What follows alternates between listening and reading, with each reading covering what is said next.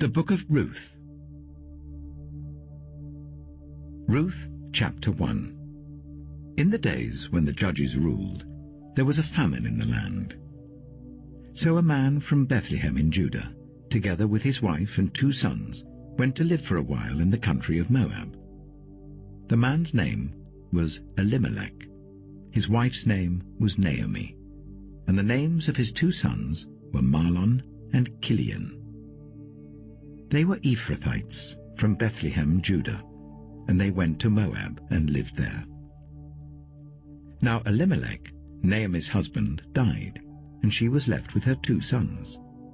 They married Moabite women, one named Orpah and the other Ruth. After they lived there about 10 years, both Mahlon and Chilion also died, and Naomi was left without her 2 sons and her husband. When Naomi heard in Moab that the Lord had come to the aid of his people by providing food for them, she and her daughters-in-law prepared to return home from there. With her 2 daughters-in-law, she left the place where she had been living and set out on the road that would take them back to the land of Judah. Then Naomi said to her 2 daughters-in-law, "Go back, each of you, to your mother's home. May the Lord show you kindness as you have shown kindness to your dead husbands and to me. May the Lord grant that each of you will find rest in the home of another husband." Then she kissed them goodbye, and they wept aloud, and said to her, "We will go back with you to your people." But Naomi said, "Return home, my daughters. Why would you come with me? Am I going to have any more sons who could become your husbands? Return home, my daughters. I am too old to have another husband. Even if I thought there was still hope for me, even if I had a husband tonight and then gave birth to sons, would you wait until they grew up? Would you remain unmarried for them? No, my daughters. It is more bitter for me than for you, because the Lord's hand has turned against me." At this they wept aloud again. Then Orpah kissed her mother-in-law goodbye, but Ruth clung to her. "Look," said Naomi, "your sister-in-law is going back to her people and her gods. Go back with her." But Ruth replied, "Don't urge me to leave you or to turn back from you. Where you go, I will go, and where you stay, I will stay. Your people will be my people, and your God, my God. Where you die, I will die, and there I will be buried. May the Lord deal with me, be it ever so severely, if even death separates you and me." When Naomi realized that Ruth was determined to go with her, she stopped urging her. So the 2 women went on until they came to Bethlehem. When they arrived at Bethlehem, the whole town was stirred because of them, and the women exclaimed, "Can this be Naomi?" "Don't call me Naomi," she told them. "Call me Mara, because the Almighty has made my life very bitter. I went away full, but the Lord has brought me back empty. Why call me Naomi? The Lord has afflicted me. The Almighty has brought misfortune upon me." So Naomi returned from Moab, accompanied by Ruth the Moabite, her daughter-in-law, arriving in Bethlehem as the barley harvest was beginning. Ruth chapter 2. Now Naomi had a relative on her husband's side, a man of standing from the clan of Elimelech, whose name was Boaz. And Ruth the Moabite said to Naomi, "Let me go to the fields and pick up the leftover grain behind anyone in whose eyes I find favor." Naomi said to her, "Go ahead, my daughter." So she went out, entered a field, and began to glean behind the harvesters. As it turned out, she was working in a field belonging to Boaz, who was from the clan of Elimelech.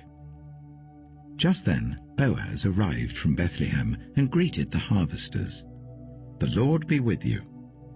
"The Lord bless you," they answered. Boaz asked the overseer of his harvesters, "Who does that young woman belong to?" The overseer replied, "She is the Moabite who came back from Moab with Naomi. She said, 'Please let me glean and gather among the sheaves behind the harvesters.' She came into the field and has remained here from morning till now, except for a short rest in the shelter." So Boaz said to Ruth, "My daughter, listen to me. Don't go and glean in another field, and don't go away from here. Stay here with the women who work for me. Watch the field where the men are harvesting, and follow along after the women. I have told the men not to lay a hand on you, and whenever you are thirsty, go and get a drink from the water jars the men have filled." At this, she bowed down with her face to the ground. She asked him, "Why have I found such favor in your eyes, that you notice me, a foreigner?" Boaz replied, "I've been told all about what you have done for your mother-in-law since the death of your husband. How you left your father and mother and your homeland and came to live with a people you did not know before. May the Lord repay you for what you have done. May you be richly rewarded by the Lord, the God of Israel, under whose wings you have come to take refuge.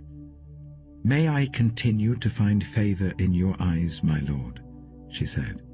"You have put me at ease by speaking kindly to your servant, though I do not have the standing of one of your servants." At mealtime, Boaz said to her, "Come over here, have some bread and dip it in the wine vinegar." When she sat down with the harvesters, he offered her some roasted grain.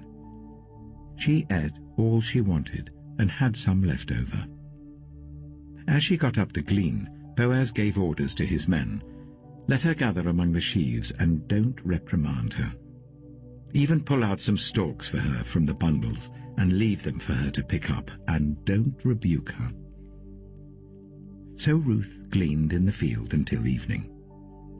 Then she threshed the barley she had gathered, and it amounted to about an ephah. She carried it back to town, and her mother-in-law saw how much she had gathered. Ruth also brought out and gave her what she had left over after she had eaten enough. Her mother-in-law asked her, "Where did you glean today? Where did you work? Blessed be the man who took notice of you." Then Ruth told her mother-in-law about the one at whose place she had been working. "The name of the man I worked with today is Boaz," she said. "The Lord bless him," Naomi said to her daughter-in-law. "He has not stopped showing his kindness to the living and the dead." She added, "That man is our close relative. He is one of our guardian redeemers."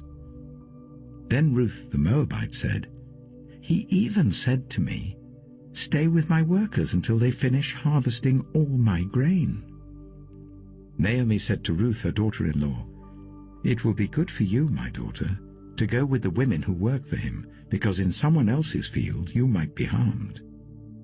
So Ruth stayed close to the women of Boaz to glean until the barley and wheat harvests were finished, and she lived with her mother-in-law. Ruth chapter 3. One day, Ruth's mother-in-law, Naomi, said to her, "My daughter, I must find a home for you, where you will be well provided for.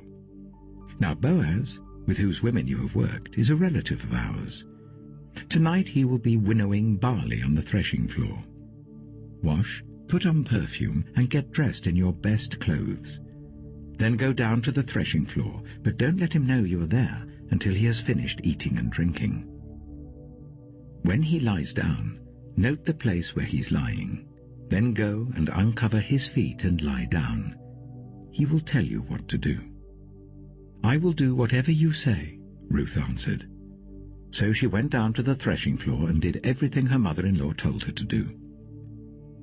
When Boaz had finished eating and drinking and was in good spirits, he went over to lie down at the far end of the grain pile. Ruth approached quietly, uncovered his feet, and lay down. In the middle of the night, something startled the man. He turned, and there was a woman lying at his feet. "Who are you?" he asked. "I am your servant Ruth," she said. "Spread the corner of your garment over me, since you are a guardian redeemer of our family." "The Lord bless you, my daughter," he replied. "This kindness is greater than that which you showed earlier. You have not run after the younger men, whether rich or poor. And now, my daughter, don't be afraid. I will do for you all you ask. All the people of my town know that you are a woman of noble character, although it is true that I am a guardian redeemer of our family, there is another who is more closely related than I. Stay here for the night, and in the morning, if he wants to do his duty as your guardian redeemer, good, let him redeem you. But if he is not willing, as surely as the Lord lives, I will do it. Lie here until morning." So she lay at his feet until morning, but got up before anyone could be recognized. And he said, "No one must know that a woman came to the threshing floor." He also said, "Bring me the shawl you're wearing and hold it out." When she did so, he poured into it 6 measures of barley and placed the bundle on her. Then he went back to town. When Ruth came to her mother-in-law, Naomi asked, "How did it go, my daughter?" Then she told her everything Boaz had done for her, and added, "He gave me these 6 measures of barley, saying, 'Don't go back to your mother-in-law empty-handed.'" Then Naomi said, "Wait, my daughter, until you find out what happens, for the man will not rest until the matter is settled today." Ruth chapter 4. Meanwhile, Boaz went up to the town gate and sat down there just as the guardian redeemer he had mentioned came along. Boaz said, "Come over here, my friend, and sit down." So he went over and sat down. Boaz took 10 of the elders of the town and said, "Sit here," and they did so. Then he said to the guardian redeemer, "Naomi, who has come back from Moab, is selling the piece of land that belonged to our relative Elimelech. I thought I should bring the matter to your attention and suggest that you buy it in the presence of these seated here and in the presence of the elders of my people. If you will redeem it, do so. But if you will not, tell me, so I will know. For no one has the right to do it except you, and I am next in line." "I will redeem it," he said. Then Boaz said, "On the day you buy the land from Naomi, you also acquire Ruth the Moabite, the dead man's widow, in order to maintain the name of the dead with his property." At this the guardian redeemer said, "Then I cannot redeem it, because I might endanger my own estate. You redeem it yourself. I cannot do it." Now in earlier times in Israel, for the redemption and transfer of property to become final, one party took off his sandal and gave it to the other. This was the method of legalizing transactions in Israel. So the guardian redeemer said to Boaz, "Buy it yourself." And he removed his sandal. Then Boaz announced to the elders and all the people, "Today you are witnesses that I have bought from Naomi all the property of Elimelech, Kilion, and Mahlon. I have also acquired Ruth the Moabite, Mahlon's widow, as my wife, in order to maintain the name of the dead with his property, so that his name will not disappear from among his family or from his hometown. Today you are witnesses." Then the elders and all the people at the gate said, "We are witnesses. May the Lord make the woman who is coming into your home like Rachel and Leah, who together built up the family of Israel. May you have standing in Ephrathah and be famous in Bethlehem. Through the offspring the Lord gives you by this woman, may your family be like that of Perez, whom Tamar bore to Judah." So Boaz took Ruth, and she became his wife. When he made love to her, the Lord enabled her to conceive, and she gave birth to a son. The women said to Naomi, "Praise be to the Lord, who this day has not left you without a guardian redeemer. May he become famous throughout Israel. He will renew your life and sustain you in your old age.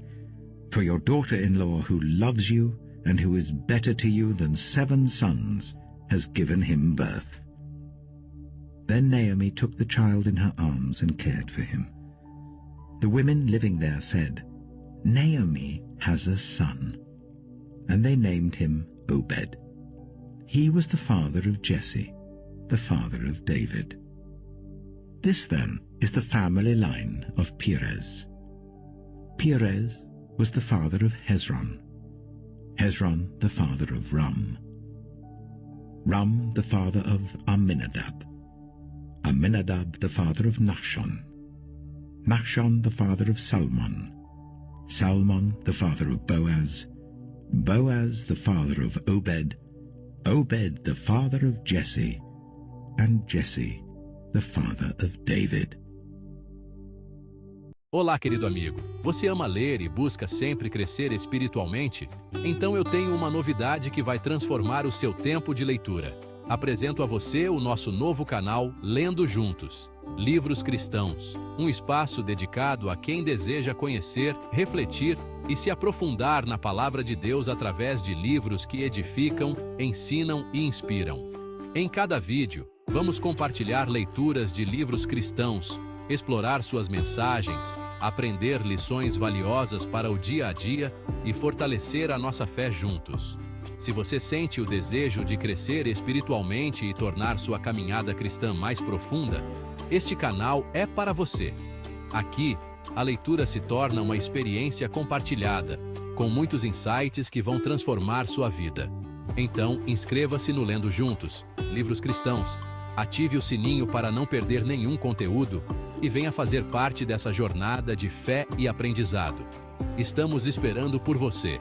Vamos ler juntos e crescer juntos. Até o próximo vídeo.